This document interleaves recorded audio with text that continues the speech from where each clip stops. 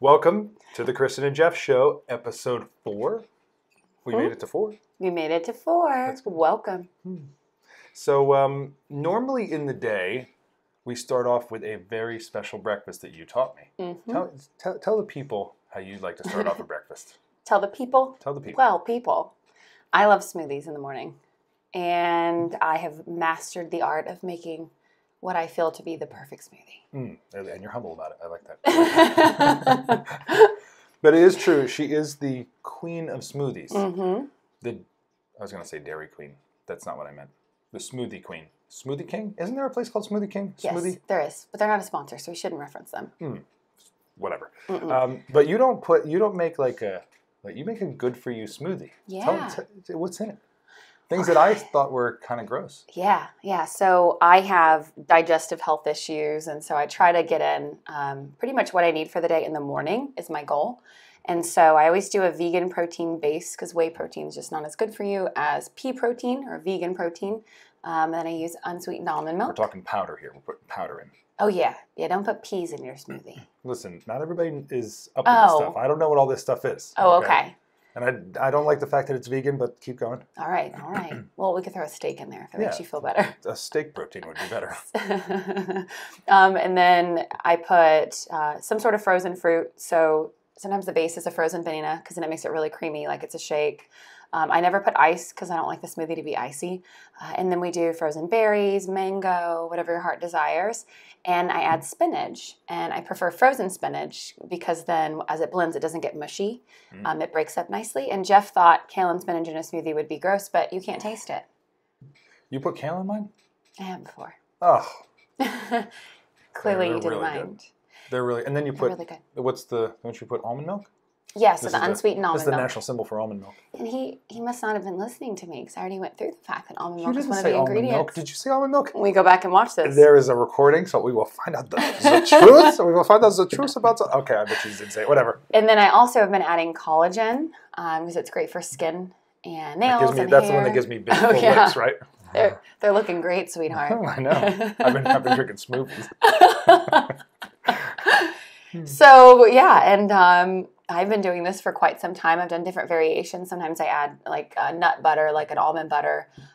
Usually not peanut butter because it's an inflammatory thing. But yeah, they're good. Just depending on what you need to get your day going. And there's some days where I don't have a chance to eat lunch. And next thing I know, it's 5 o'clock and I feel silly for having skipped it. But when you start your morning with a really great smoothie that has all your protein and enough carbs, good carbs from fruit, and iron, and your vitamins for the day with the fruit and vegetables that you put in it, makes you feel pretty good about whatever the day brings. Yeah, I'm a huge fan. So for me, it's like, recently you got diagnosed, I know this is hard for you, but you got diagnosed allergic to eggs. Oh my gosh, yeah, that was devastating. And we made eggs every morning, which is an easy, quick thing to make. So then it is. We transitioned pretty much to only smoothie. But what's nice is she taught me how to smoothie.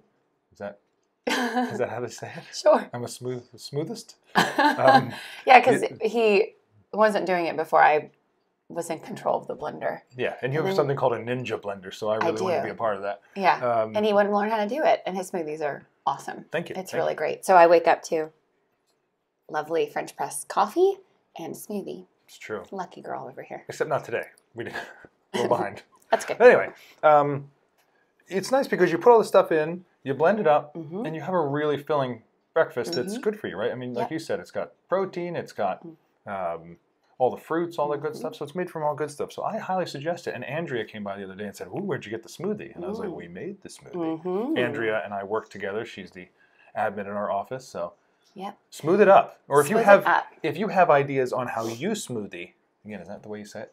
How you make smoothies? How you make smoothies? That sounds weird when you say it that way. Okay. If you have tips on how you do it, we'd like to hear because we could use more smoothie variation. Yeah, 2 things to look into is make sure that your milk, like if you're using an almond milk or soy milk, make sure it's unsweetened. And then the second thing is to that made me You're laughing because Cristen has an automatic cat feeder. Now, I'm not even going to get into that, but it's got food for 5 days. The cats will be fine. It just rotated. So if you heard a little, that's what was happening. Okay, yeah. So the cats literally run in there when it rotates because it's like, woohoo, breakfast is served. Her cats are they live well. They do. They do. live well. Yeah, but the little tip I was giving is that I learned the hard way because I actually gained weight when I started the smoothie regimen many, many years ago because I wasn't using unsweetened almond milk or unsweetened soy milk. And then I also wasn't looking at the sugar and protein powders. There's a lot of really bad protein powders out there that are just chock full of sugar, like we all know protein bars sometimes do. So just keep an eye out on those two things and enjoy. That's a good point. Yeah, because they can be, and it's already sweet, doesn't need sugar. Oh yeah, no, the banana fruit, and the fruit. Don't add sweetener to it. It's not necessary. So do smoothies. Be like us and smoothie. Now I want one. Can you go make me one? Yes, I will go make you one. Just all we have to do is do a full hour show, and then you can have one. Okay. Okay, good. I got this. Bye. Let me just ask a serious. Can we get serious for 1 second? Okay, serious. Let's just say that you had to make a choice between one of your cats and me, life or death. Do I have any chance with the cats? Are they? Yeah, okay. Don't answer that. You're wondering if Cristen values how she values her cats. I think that I would be chucked on the side of the road for a cat. It's just that, I've been committed to them for so long, and they came all ragged from a shelter, and they just had a tough life. So I should have come more ragged. Yeah. Then maybe I'd feel more bad for you. Advice number 2, come more ragged. Now, we have pulled up some cool stats, and I am going to quiz Cristen. Now, I will say that she might not have known everything I'm going to quiz her on, so you're on the spot. All right, I'm ready. Dramatic music. Dun, dun, dun. Yeah, okay. These are from NAR, which stands for not NRA. Oh, that'd be fun. That would fun. be controversial, and we'd be... Ooh, fun stats. This is the National Association of Realtors. Got it. Not of rifles. Yeah. Okay, so much different stats. Much different. Still confrontational, just not as much. Not nearly as much. All right, good. Okay. We're going to leave that right there. So here is an interesting stat that, just to start you guys off with something to think about. There are currently, we're going to go to 2017. I can't scroll in my little computer. Okay, there we go. 2017. There were 1.3 million realtors in the NAR. In what year? This is 2017. 1,308,616. Now, that is the most realtors that have been in the NAR since, what date would you think? If you had to think back to the history of real estate, and you are users at home, what date do you think? Because I'm going to tell you right now, that's a high number because it's been climbing for quite some time. It's been climbing actually since 2010, if I'm seeing it here correctly. In 2007, right before the crash, there were 1.33 million people in the National Association of Realtors.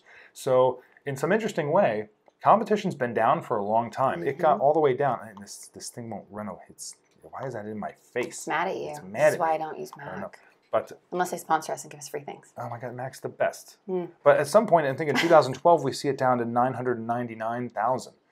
So that's a lot. It's 400,000 less realtors in the nation. So one thing to notice is that it's on the up in terms of people getting into the real estate industry. So if you think there's competition out there, it's only growing. I think everybody knows before 2007, everything was, or 2008, or end of 2007, 2008, everything was hunky-dory. Yep. A lot of realtors, and then it declines over the next 4 years quite a bit. You lose roughly 30%, 30% of realtors. That's a lot. Yeah. Think about your competition. Think about if you're now competing, you were competing against 10 out of 10, and now you're competing against 7 out of, there's only 7 for every 10. There were. So interesting. It is. Interesting stat for you at home. And we'll put the link up. I'm sure it'll be in the post that you're watching this on, so you can check all these stats out for yourself. But here, I got more for you, Cristen. Is it okay if I quiz you? You can quiz me, because I'll be ready to quiz you as well. Oh, you're going to quiz me? Okay. On my phone. We're going to go, and this way people at home can play too, because I love stats. I'm a statty. All right. How many, a statty. Smoothier. I'm a smoothist and I'm a statist. Okay. How many existing homes, mean not new construction, were sold in 2017? You cannot look, by the way. How many homes were sold in 2017? How many homes, existing homes? 4.8 million. Did you cheat? No. She cheat. No. Did you see her cheat? You need to. 5.51 million existing homes. Well done. Thank you. Well done. 612,000 new construction homes. Oh, wow. Okay. So if you think about it that way, there were, because there's two commissions on both sides, right? There's 11 million commissions paid, and then plus another 600,000 commissions on new construction. It's kind of neat. Yeah, it is. Right, so I like that that's stat. 11. So when you're out there thinking about my career, what can I do? Well, there's 11 million commissions to go get. That's a lot. In case you're wondering, there's a lot. That's a lot of commissions. At least it is to me. Here's a guess for you, because we're in a Keller Williams office. How many brokerages are there in the? Now this is a 2012 census, but how many brokerages were there in 2012? Actual offices. I don't expect you to be anywhere close. This is a tough question. 9,000. 86,000. Ooh. 86,000. Oh, That's not embarrassing. That's just there's a lot of. If you start dividing it, there's a lot of real estate offices. That's wild. In every locality, And this is in the U.S. Wow. That's a lot. That is insane. That's a lot. Okay, here's more stats. I like this. Ooh, okay. What the typical realtor? That doesn't say the average realtor. Okay. And so I get confused on this. The average and median are the same, right? Are they? I believe so. The mode is the most. Oof. The mode is the most consistent number, and then the I forget. Yeah. The mean. I forget what they all mean. But typical, I'm gonna think they're saying average, or the most common. I don't know what they're saying here, but anyway, the typical realtor is how old, what gender, what ethnicity.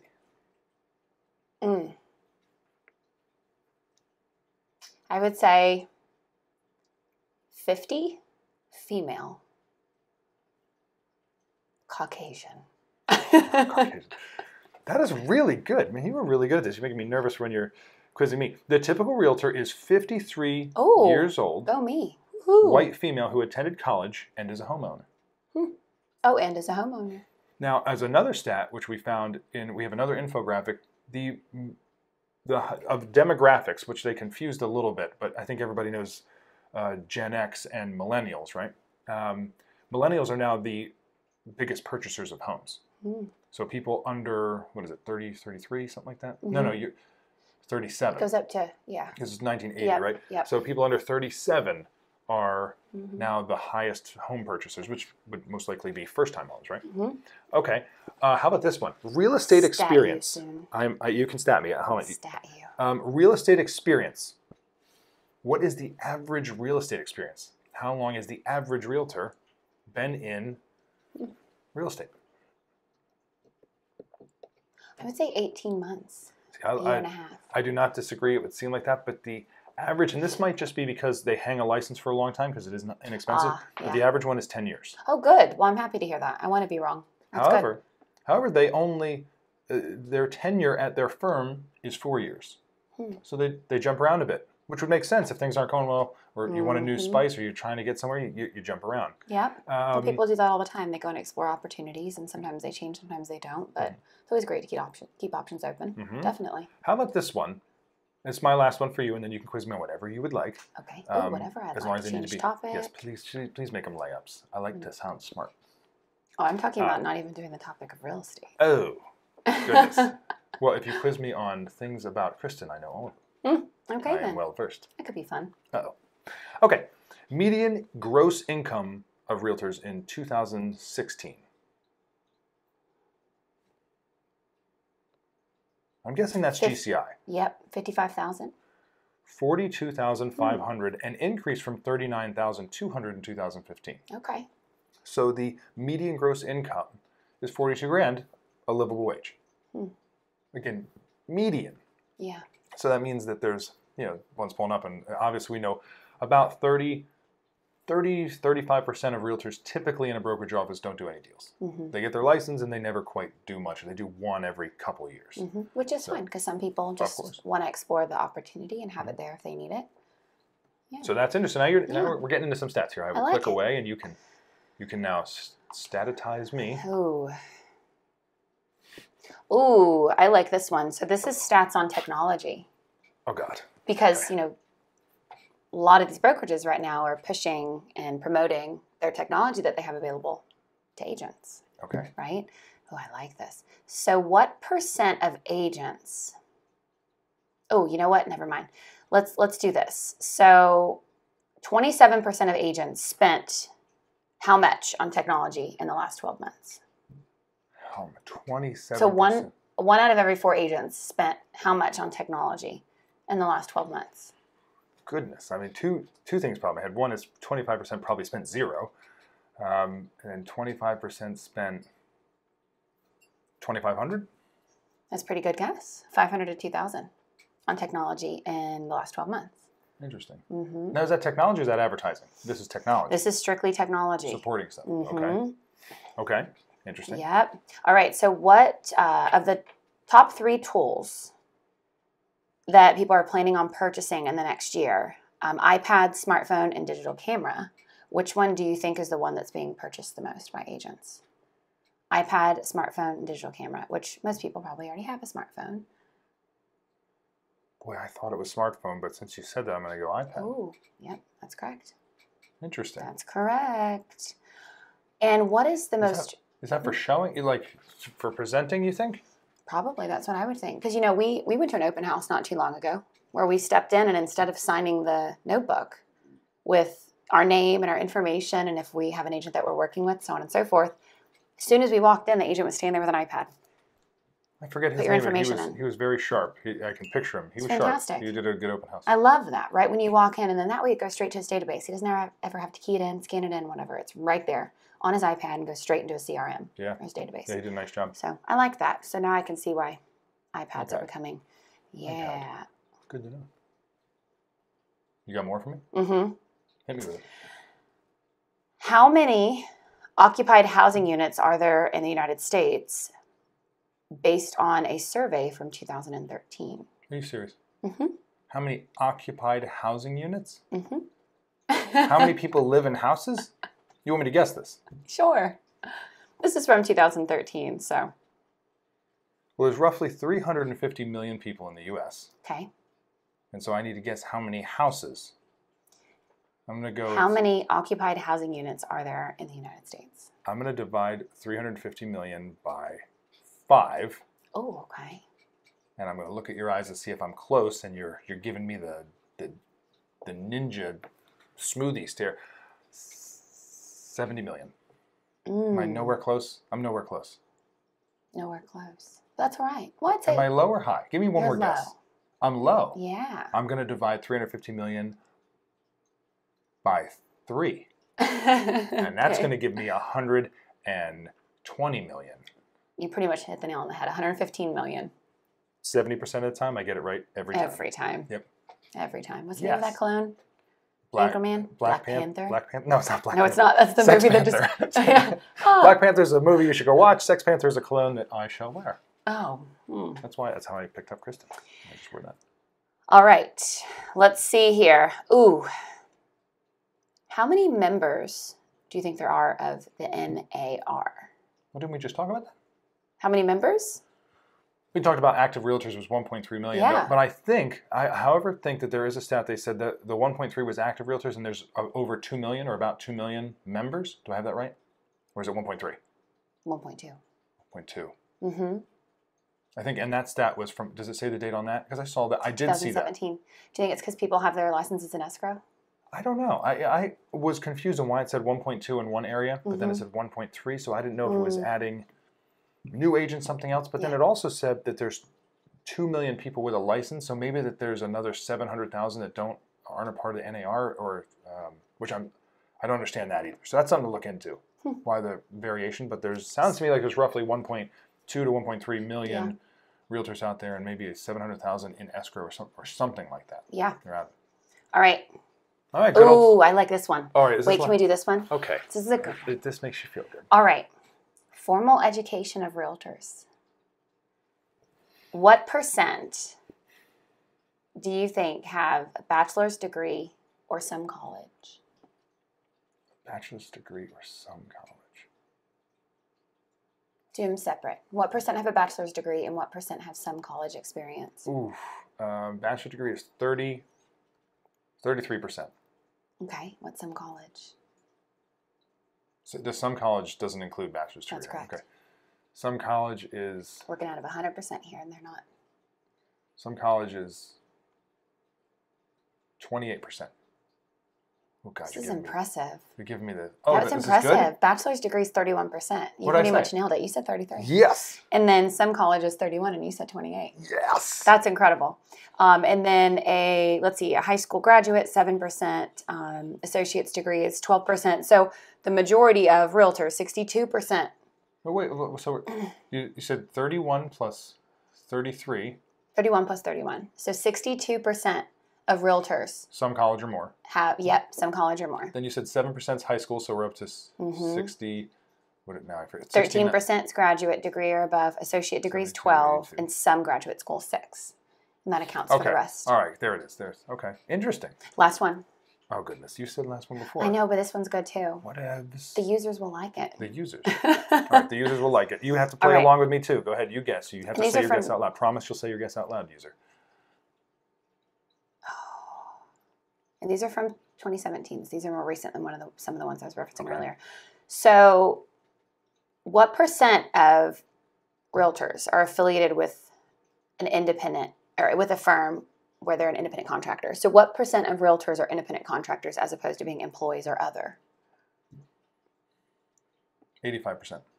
You are really good at these stats. Yeah? Yeah. Yes. You should be a statistician. A statistician? A statistician? A statistician? A smoothist? What's a statistician? I think that's the person who fixes your eyebrows. No, that's a esthetician. I don't know. And an anesthesiologist makes you go night-night. Well, I could be any of those, to be honest. So, I feel comfortable. Yeah? Mm-hmm. You start doing my eyebrows and putting me to sleep? All right. So independent contractors, 86%. Employees, 5%, and other, 9%. So that's 86% are independent contractors. Hey, it's an independent world. It is. It's an entrepreneurial world. So those are fun stats in there. It was a fun game. That was good. I like that. Thank you. You were very good too. Well done. Thanks. You know how for your guess on the 50-year-old was it Caucasian female? Mm-hmm. Well done. Well done with that. Thank you. So now we're going to go into our next segment. Mm-hmm. I was calling them sections, which then got us in trouble with saying love section, which love segment is it's better. Better than love part. Love part. Love part. So we have segments. So our first segment is always just whatever the heck we want to do. Mm-hmm. And I messed up. In the beginning of the show, I didn't say what we were talking about today. Oh. But so now you're going to find out. That's all right. We kept them on their toes. We talked about this a little bit. Mm-hmm. But we're going to talk about how failure is better than wimpy. This is targeted towards, well, I would say anybody getting into business. Okay. Anybody who's in business, whatever, because it applies to everybody. And I think even your top dogs would talk about how this still applies to them. But failure is better than wimpy. So we'll get into what that means. Yeah, wimpy. I don't know if I like that word. Why don't you like that word? I don't know. It's a good word. I need to seek to understand why you use this word wimpy. Well, I think if you're calling somebody a wimp, it's never a nice thing. Sure. Right? But there are times in business when you realize you're doing something, you get to a place where you need to make a decision. Instead of making a decision to further yourself, you make a wimp decision. Yep. So that's what it's talking about. It's wimping out instead of failing. So the risk of failing. Right. There's a couple concepts that you have to accept and live by in business, which is that certain things you've been taught or may have been taught just aren't true. One is that the opposite of success, think about it in your head. What's the opposite of success? Most people right away just said failure. Mm-hmm. That is not true in business. The opposite of success is nothing, is no motion, right? It's almost inertia. It's just not doing anything. Mm-hmm. Failing is part of success. You're going to have to do 10 failures or 20 failures or 50 failures or 150 failures to get your success. Mm-hmm. And that's just part of it. So when you embrace failure, you succeed in that sense. When you don't embrace action, you then are being wimpy. Yeah. And so this manifests. So you know what? Why don't we talked about this? Why don't we talk about some of our own experiences? Because then people can say, okay, well, hey, they've done it too. Because I have certainly wimped out. Oh gosh, yeah. So I can remember, this is a story with a positive ending, which I don't know that I've told you before. I started my first tech business with Dan and John, and John Keeber now owns this tech business and still running. It's called Tectonics. It was a wonderful thing we did back in 2005, but We start this business in 2005. It is the three of us in Dan's apartment. This apartment has a couch and a bed, and that was it. And no lie, we would eat ramen noodles for lunch. And if we wanted to, I'm not making this up, if we wanted to spice it up, you're going to say ill. We would take cinnamon raisin bread, then we would put the oodles and noodles on top, and that would be our sandwich. How grossed out are you? It's all right. Okay. so that was what we were living. We got to do it. You got to do. You got to do what you got to do. Yeah. So at some point we're sitting there, and Dan and John said, "Listen, you're the salesman. You got to go do the sales." And I had this moment where I just wimped out. I said, "No, let's talk about different things." At one point, I had a full freak out because we had just left jobs where we got paid every 2 weeks, and we were 20. How old am I? 25 or somewhere in there. Life is good. We're 27, 28. We were making $70,000, $80,000 a year. My rent at the time was $250. Oh my gosh! Right, life That's was my electric good. bill. Right, life was good. I was a happy kid, and all of a sudden I had no money coming in. So I had a full freak out moment where I said, "Why don't we go back and take our jobs?" And John said, "Calm down, take a deep breath. Let's give this a good shot." And so the wimp part of this was that I literally wimped out for days and weeks before I would make a sale. Just didn't want to do it before I would even try, because I didn't want to do that part of it. It wasn't exciting to me to go get shot down. W-2 world's better. I just go home and I still get paid. Yeah. This one was proof that maybe I sucked. So I had a huge wimp out moment. That transition though to they finally get me to go into the bedroom and lock the door and make phone calls. And I sit down with the phone. I pick up with the phone with a cord on it. Bless you. Our first on-air sneeze. Yes. Oh no, I sneezed. I and think you at sneezed into the mic. I think I sneezed on episode 1 or 2 as well. So you did? I did. Sorry. Oh, someone's ears just blew out. So I go in there. I lock the door. I have a phone with a cord on it. I remember that, so people can laugh at that. And I make my first phone call to Kathy Jackson.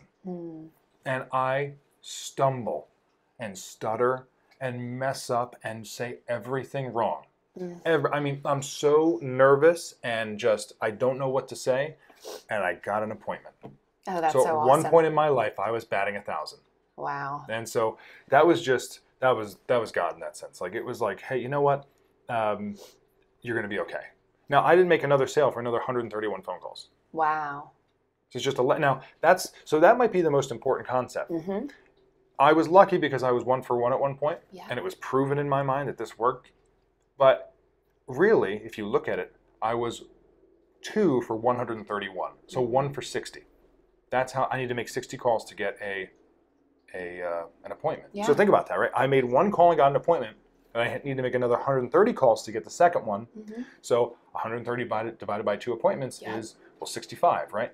So if the problem in sales is if you are doing something and your success is in the first one, then you think it's easy. Cool. But if your success is in the 65th one, maybe you won't make it there. Right. And so that's the problem, is that, and that's where wimpy comes in. So, so that was a case of really being wimpy and then learning, you know what, when you're not wimpy, it works out. It works out better than you think most of the time for just going and doing it. And remember, I sucked on the phone. And maybe she took an appointment because she felt bad for me. So what? She still took it. She was actually, that business started in 2005. It is still running today. I think she's still a customer. I'll have to ask John. Oh, that's really fun neat. too. Yeah, absolutely. How about you? Do you have a wimpy moment you can think of? Oh, yeah. Yeah, absolutely. So when I started in sales, as I mentioned earlier, I started as a telemarketer. So I was a special education teacher, and then I transitioned into being a telemarketer for a third-party administrator. And so there are these people that have been, doing sales for flexible spending accounts and HRAs and HSAs and COBRA administration for years. And I jump in there and am so excited but so nervous. And on the second or third day, I had to start making calls, about 100 calls a day. And it was a script. So I've joked about this, that usually in the script I only made it as far as, hi, this is Cristen and then I got hung up on, of course. And then there was one person that I talked to. I don't even know which call it was in the 100 of that day, but I made it all the way through my script and the opportunity to start asking questions. And it was exciting, and I was so nervous. And mind you, I'd never really made calls before other than to, diagnosticians and therapists and parents of my students. And I love those calls, even the challenging ones. So this was unique for me. And I had someone say to me that, well, you're just a telemarketer. You're just supposed to make these calls, make contacts, and the point of what you're doing is not to make a sale or to really have a conversation because you won't know how to answer the question. And I immediately was like, yeah, they're probably right. And it got in my head. And it was just one of those things where then I had a hard time making calls. I remember Joel and I, JD, he was one of my buddies that we worked together. Those are good initials. Yeah. Yeah. Nicknamed JD. He was awesome. Shout out. I hope you're watching this. So we would take walks around the pond and just have breaks because there was this massive pond and a sidewalk that went around it. And it was so tough some days. And so we'd have fun with it and challenge each other to do well. But that was a moment that was really challenging for me because I was really excited about how far I had gotten. And the first comment was that I was shot down for the most part for, I guess they didn't expect me to make it to that point. So then shortly after, I only had to do telemarketing for a couple weeks, which was pretty awesome. But then I got promoted. And at that point, I had a manager, Karen Kramer, who, because she saw what I was capable of and reiterated my potential to me, I then took it and ran with it. And I was so excited to apply myself and to fail forward. But initially, it certainly wasn't like that. I mean, I think being so young in it and so I had no experience at all in that. I cared about people and I wanted to help them and I wanted to help educate them, teach them. But I certainly didn't have the talk track down and the confidence. So as soon as I had someone that believed in me, it wasn't even the promotion. It was just having someone there that said, you're capable of more than this. You can do more than this. You can be impactful. You're incredible. All those words of affirmation helped me to stop being a wimp, so to say, and be more confident in failing forward. That's first of all, I love the story. I have lots of thoughts on that. One is, my initials are JD too, right? Yes. Okay. But we weren't talking about you. Okay, I know, but that's why we're talking about Joel Wright from Texas. Okay. Well, hi, Joel. Is he still in Texas? Yeah, he is. That's nice. Engaged. I thought you were going to say he's gay. No, he's engaged. Okay, well, that's good. It's all right if he is, but he's engaged. That is. Lovely, lovely girl. And he still works for that same TPA, and he is killing it. Nice. Yeah, he's incredible. Really, it's fun to track someone's success over the years and stay in touch. So, yeah. That's very cool. Yeah. And two is that both of us had a scenario where somebody helped us get out of our wimp moment. Uh-huh. Right? Like someone said, hey, go do this, or someone recognized what you're doing. So it's important, too, to be around good people who will help you through your wimp moment. That's a good point. I mean, some people are capable of pulling themselves through it. But in our scenarios, I think it's because we were both so young in these new industries and excited. But at the same time, we needed someone to, be a mentor, which is a big piece of sales. Yeah, I mean, I think you're going to get through it knowing you would have gotten through it anyway. They just accelerate it. Someone goes, hey, come over. I see the potential. Same with John for me. He said, get on the phone. You can do this. You don't have to give up on it. So it's good. I didn't think about that when we were talking about this segment, that be around good people or be the good person for somebody else you see struggling and say, hey, you can do it. So that was exactly it when I was hiring and training to create a sales team, and I was hiring business development representatives, which is what I started as. We didn't call it a telemarketer. We called it a BDR, business development representative, or a sales representative, ISA, right, in the world of real estate. So in hiring them, I immediately was just constantly telling them, you are so capable, you are incredible, own this day, no matter how many people hang up on you or say, stop calling me. Just know that the next person could be the person that needs your call, that wants what you have to offer, that needs to hear what you have to say. And I just couldn't help but feel that nervousness that they felt and wanting to be the Karen Kramer to them and reminding them of what good they were doing and what the outcome could be, that it would just take perseverance. So definitely, it's incredible how someone can cause you to replicate that and want to help people. I've heard this name, Karen Kramer, before. You're a big fan, right? Yeah, she is. Big help. Yep. When I look back on sales and where I am now, I will always say that Karen Kramer is the person that got me where I am, because she saw the potential that I had. And she gave me the opportunity. Any other manager probably would have let me go, and Joel as well, JD, because she didn't know what we were doing, because she took over a management position because the prior manager had been released, and she wasn't familiar with our roles. She was from a different department, and she didn't let us go. She watched us perform and then gave us an amazing opportunity. And because of her, I moved to New Jersey and became a regional sales manager, all of that, and had the confidence to transition into different companies. So that's awesome. Yeah, that's awesome. yeah. Okay. So I really like that story, by the way. Thank you. I really like that. Let's go through now a example of failing. Right. So failure is better than wimpy. For me, it was at one point I created the MLU, which was the Professional Ultimate Frisbee League. So for you don't know that there's actually Professional Ultimate Frisbee. It's still around. You can if you type in AUDL into Google, you'll find all about it. There's like teams all over the country and stuff. And at one point, I created the MLU, and we had to go raise money. And so raising money is doing a presentation in front of people, investors, and having them pick you apart. It's really easy to be, I shouldn't say it's really easy to be a good investor, but it's really easy to be a judge, right? Because it takes a lot to be able for people to respect you as a judge. But when you're a judge, you just sit back there and pick apart people for what they do wrong. Like, it's not the hardest thing in the world to do. And then creating the presentation to raise money is not easy. That is it's just a brutal thing. So I would literally go, I did over 50 pitches in the lifetime of MLU. We raised over $5 million. It's incredible. I only succeeded in a handful, 3, 4, 5. So 1 out of 10 I succeeded in. The worst one was the one where I'm standing there giving the presentation. I don't feel like I'm doing my best job. I'm not doing a horrible job. I'm look buttoned up. I'm being buttoned up. And the man stands up and says, I think we're maybe a little more than halfway through. Worst idea ever, worst presentation ever. And just walks out. Now, I wanted to, I'm a Marine. I wanted to brutally attack him. Well, yeah, because that's your passion, and you're like pouring your heart out and hoping that they respect and understand it at the least. If they're not going to support you financially, that type of response is, ugh. Yeah, but I appreciate him because I honestly do believe this too. Going back to the Marines are horribly tough on you, and yet you love every minute of it and respect it in retrospect.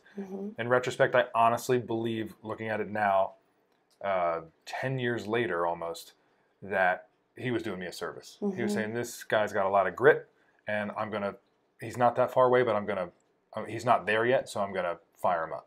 Now, I honestly believe that. Now, he might have just really believed that, but to me it was too harsh when I think back for what was going on. But hey, it fueled me up. So when you are embracing failure, when someone points out your failure, you're only more determined to go fail again in a good way, or to go succeed. So you can't raise $5 million for a venture unless you're willing to get told no 45 times. Right? It's an incredible story. Right. Most people wouldn't have the positive response to it that you've had. I mean, the fact that you can look back on that and say that you're okay or appreciative of the fact that he responded that way. So that's incredible. Oh yeah. I mean, I had so much fun, and doing the whole thing that all the failures were fun in the end. You just learned all this stuff along the way and got to meet such great people. So it was a great thing. But when you know you're meant for something, and you have a vision in your head, all the failures along the way aren't that big of a deal. They really do. They drive you forward. So it's kind of fun to fail in that sense, because someone's going to see what you see at some point. So I guess in that sense, just think about it. You got to see something and then show people what you see. Yeah, I love that. How about you? What's a good fail forward moment? So instead of talking about a moment specifically, just a generic comment that I'd like to make about failing forward is I completely left an industry that I was comfortable in, and I felt that I could find even more success in from a standpoint of being challenged and being able to contribute and just everything about it. And I left that for the risk of failure. And didn't you do this twice? You did this twice. You left teaching to go to to go into sales, and then I transitioned from sales into management, and then from management in one industry to management in a completely different industry, which is real estate. And that certainly was an incredibly exciting but very scary moment, because I was so comfortable in doing what I was doing because I had gotten good at it. And I knew a lot of people in the industry all over the world. I knew people that were in the industry that I was in. I had so many contacts, and I just knew what I was doing. I could pretty much be asked just about any question about human capital management, cloud-based technology, payroll, HR, time labor management systems, and compliance. And I felt like I would have the response or know who I could contact that could help me with the response. And so to leave that was extremely scary. And I told myself that the worst thing that was going to happen was that I would have an experience, realize what I was capable of to a different capacity. And then if I went back to doing what I was doing, that, hey, at least I tried something new. So that's the way I looked at it. But I have to say, in that process of making that jump, it was incredibly scary. But the amazing thing about it is that, as we talked about in previous episodes, is that sales is pretty much sales. Coaching, management, business support is pretty much the same regardless of what the person is selling or what industry they're working in.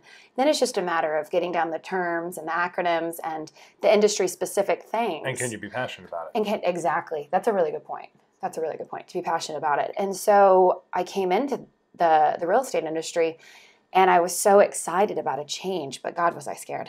I mean, like, still to this day, I'm like, whew, I'm doing this. Mm-hmm.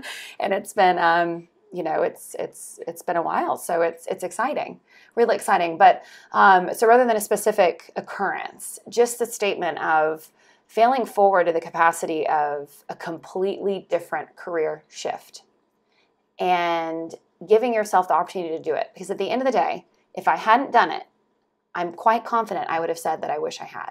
And I don't want to live my life like that. I love it.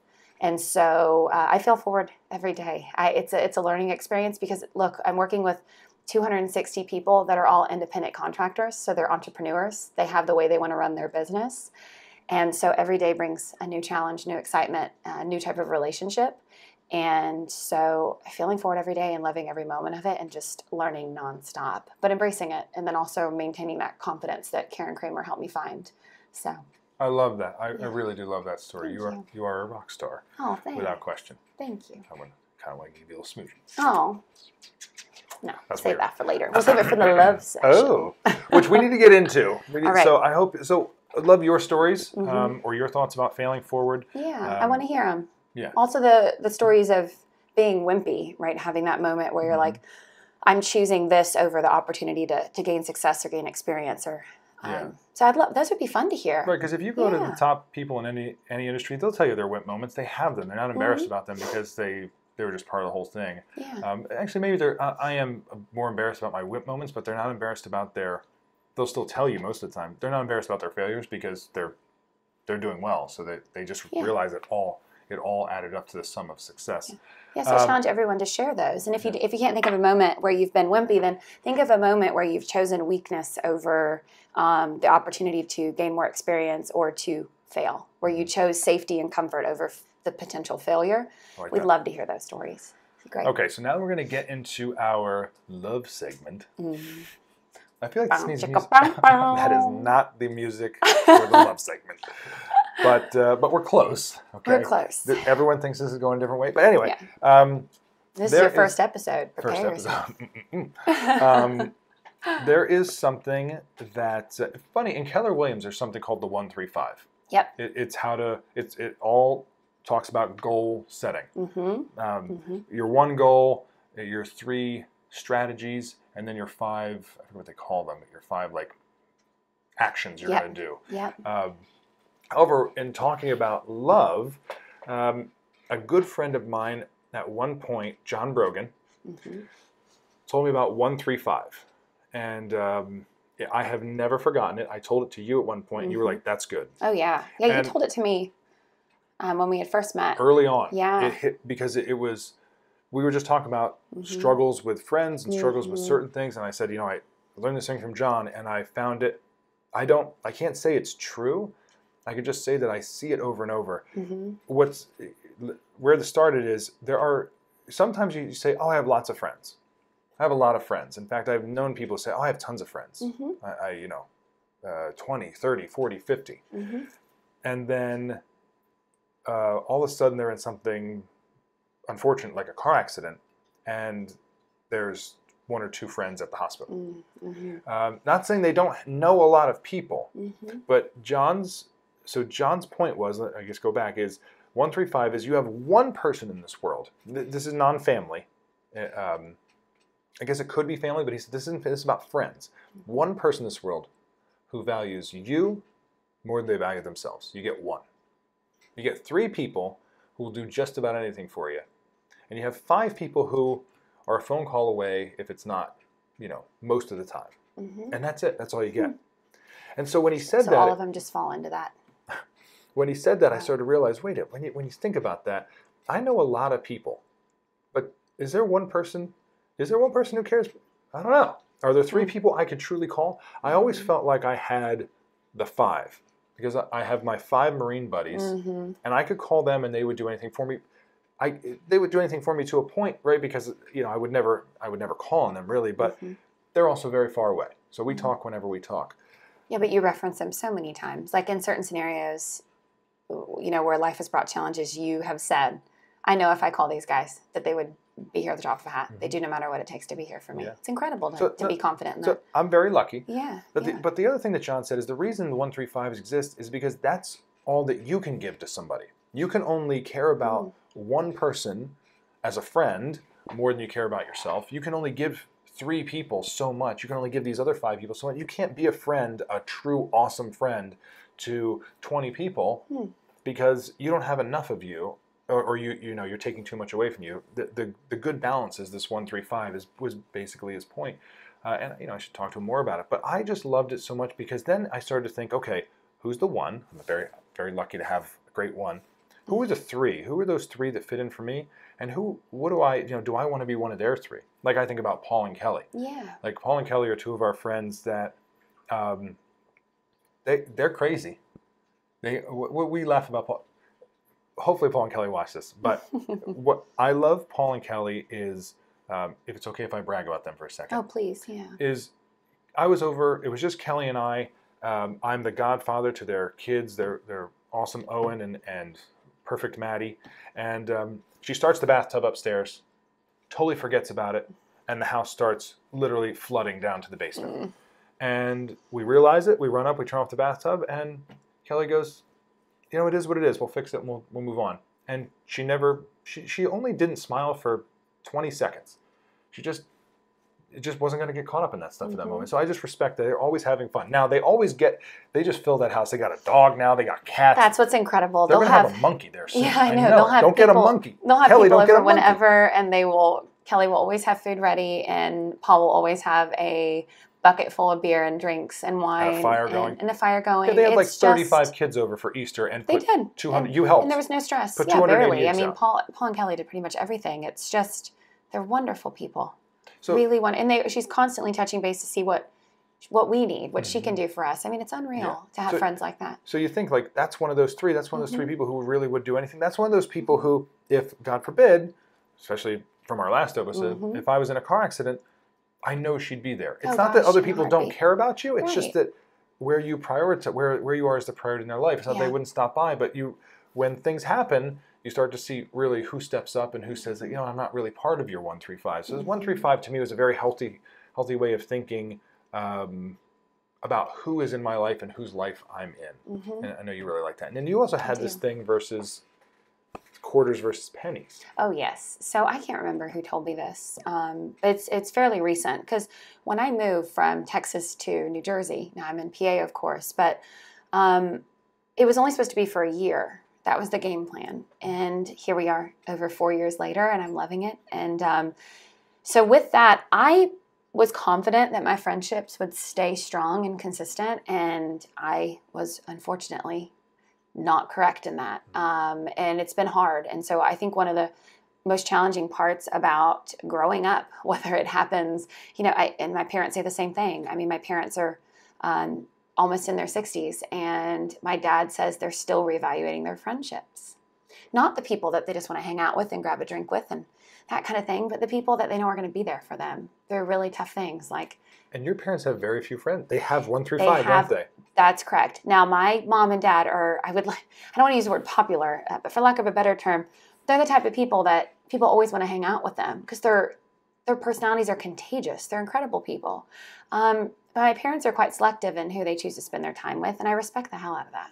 And I'm trying to apply that myself. So I'm trying to learn earlier what they're learning, what they've learned later, which is true friendships they'll sometimes unfortunately disappoint you and fizzle out. And some of them can obviously be mended, but not all of them can. And so I learned that when I moved cross country, when I moved from Texas to New Jersey, unfortunately. And it's been heartbreaking over the 4 years is being willing to accept the fact that all these people that I thought were friends, say 15, right, it's been narrowed down to just a few.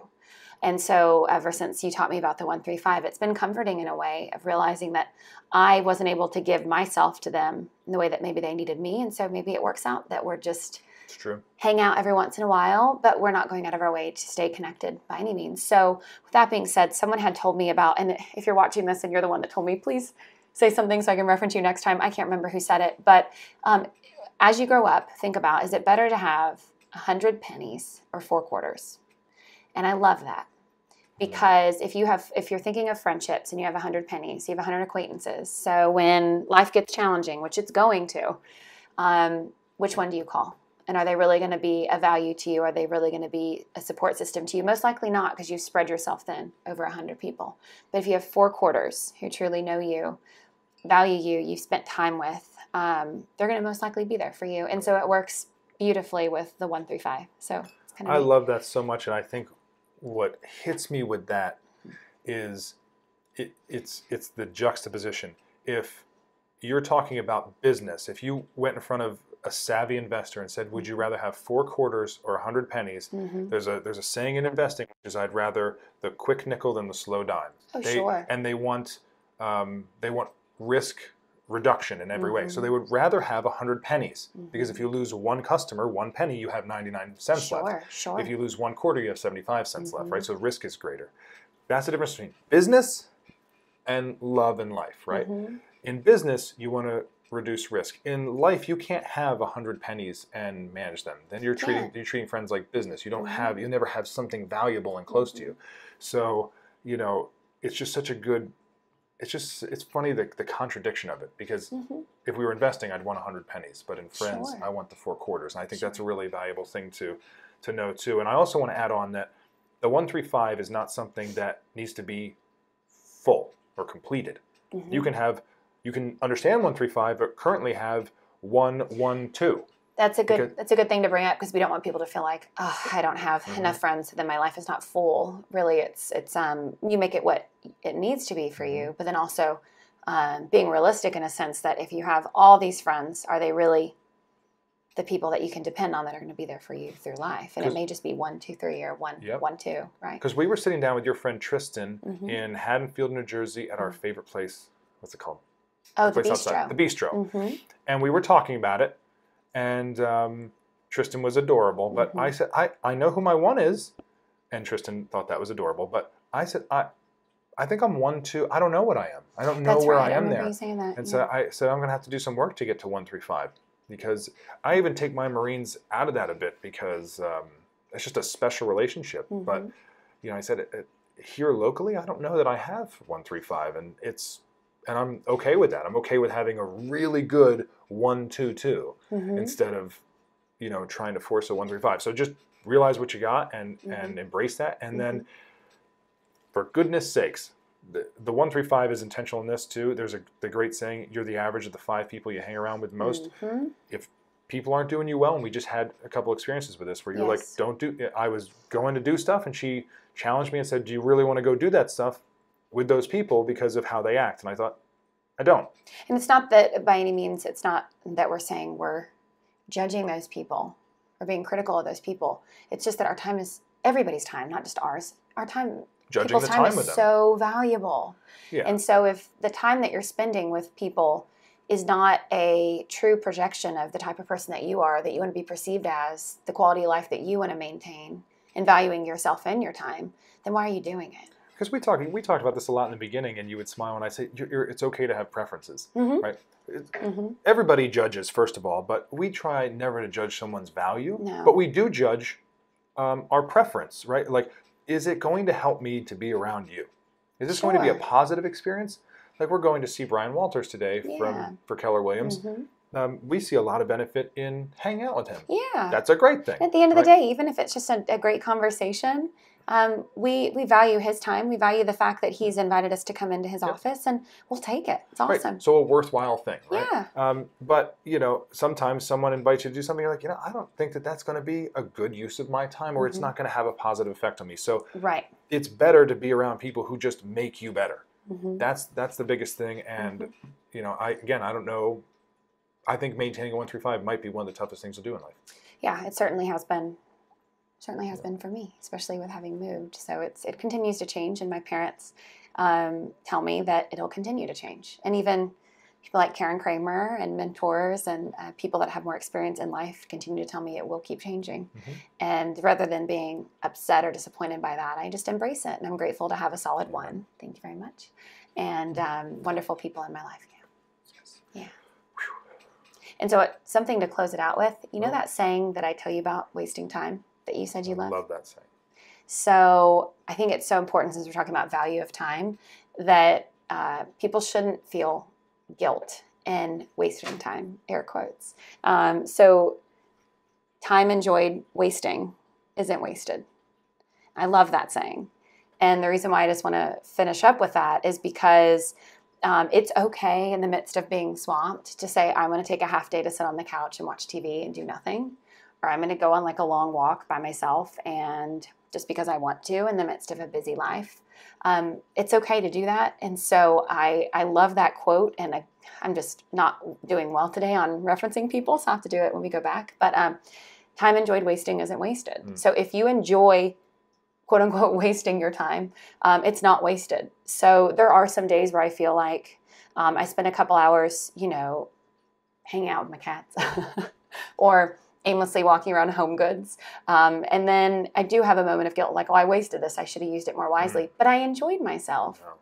And so if you enjoy spending time with someone and you guys are just sitting around and the conversation really isn't anything that's like bringing quality, or a lesson or anything like that, you're just enjoying each other's company, don't feel like that time's wasted. If you're enjoying yourself, then it's time worth wasting. So I just love that saying. Something to think about is to not feel guilt in the moments of being still, and don't consider it as something that's you're wasting your time. You're bringing fulfillment to yourself, and you're enjoying it. So it's a great thing. I absolutely love that. It is. I don't know who said it, but it's one of my favorite lines. You said it. Someone Google it. And tag the person who referenced it. I actually asked you. I asked you for advice, and you gave me that line. I never forgot it. So it's wonderful. Look, thank you so much for following CristenandJeff.com. You can find all the other stuff about us. Hope you enjoyed episode 4. We'd love to hear more about what you think about 135, quarters versus pennies, any other ideas or things that you've heard or advice you can give back to us. We love to hear. And can't wait to see you next week.